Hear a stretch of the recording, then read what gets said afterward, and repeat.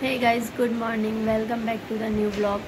तो हम लोग सुबह उठ चुके हैं। मैंने सावन लेके सबसे पहले पूजा की है और आज मैंने बनाई है दाल के पराठे और आलू की सब्जी। यार मेरा टन खुश हो रहा है।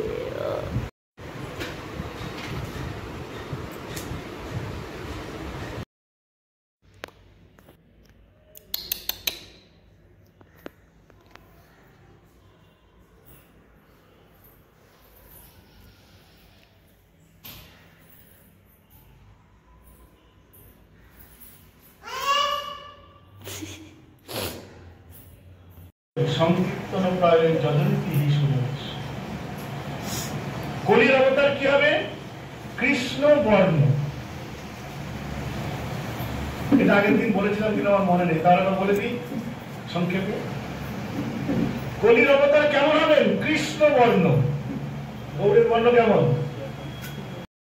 তাহলে কি ভুল বলা আছে? ভুল বলা নেই।